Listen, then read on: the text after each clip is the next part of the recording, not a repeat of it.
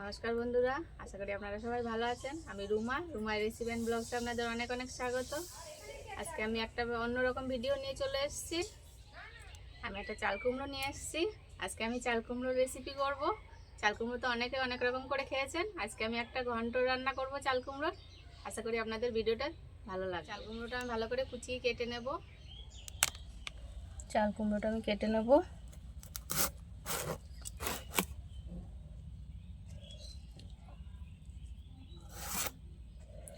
চাল কুমড়োরও খোসা ভাজা খাওয়া যায়, তাই আমি খোসাগুলো একটু মোটা করে ছাড়িয়ে নেব, পরের দিন ভাজা করে খাওয়া যাবে।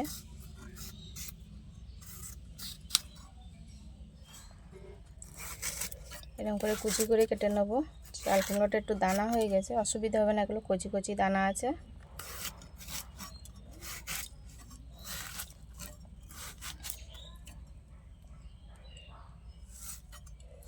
একদম কুচি করে কাটতে হবে, যেহেতু আমি এটা ঘন্ট করব।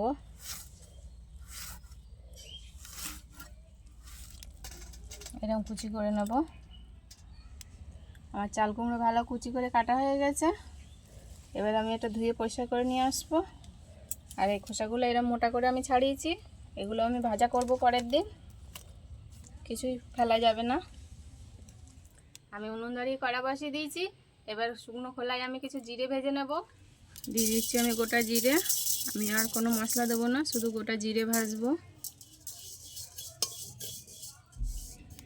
ঢেলে নেব মিক্সির জারে। ঠান্ডা হওয়া পর্যন্ত অপেক্ষা করব, এক্ষুনি আমি বাটবো না। কড়াই দিয়ে দেবো সাদা তেল, দিয়ে দেবো সাদা জিরে, দুটো তেজপাতা,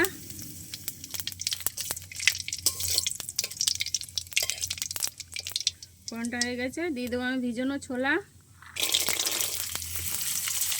দিয়ে দেবো কাঁচা লঙ্কা, 7টা 8টা দিয়েছি আমি। লঙ্কাটা আপনাদের টেস্ট অনুযায়ী দেবেন। ছোলাটা 2 মিনিট ভালো করে ভেজে নেব।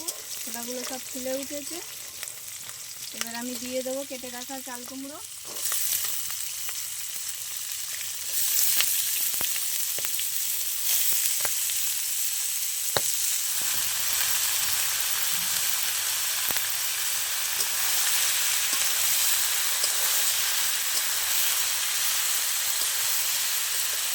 আমি একেবারে তো নুন আর হলুদ দিয়ে দেবো।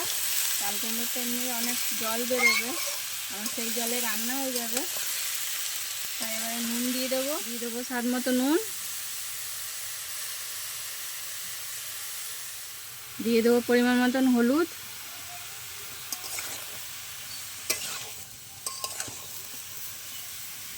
ভালো করে মশলাগুলো মিশিয়ে আমি এবার ঢেকে দেবো।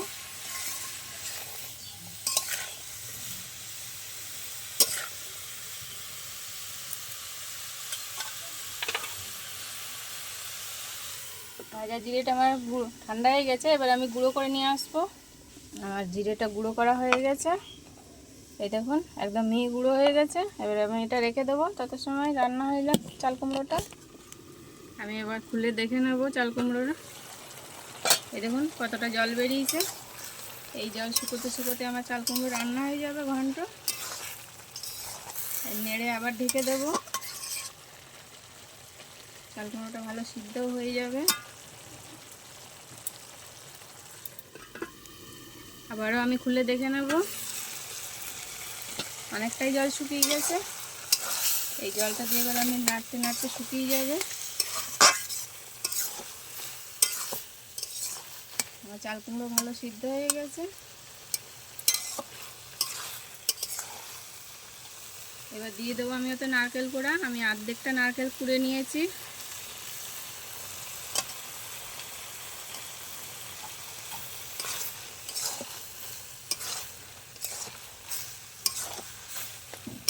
ভালো করে আমি মিশিয়ে নেবো।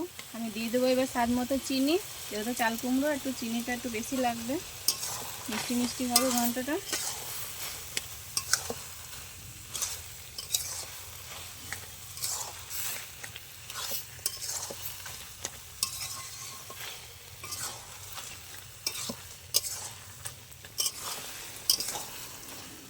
এবার আমি দিয়ে দেবো ভেজে গুঁড়ো করে রাখা জিরের গুঁড়ো।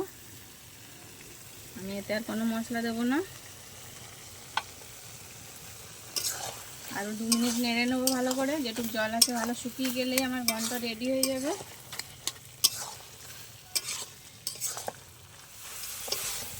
আমার চাল কুমড়োর ঘন্ট একদম রেডি হয়ে গেছে, একটা জল নেই, একদম শুকিয়ে গেছে, এরকম একটু রসা রসা থাকবে। এবার আমি নামিয়ে নেব।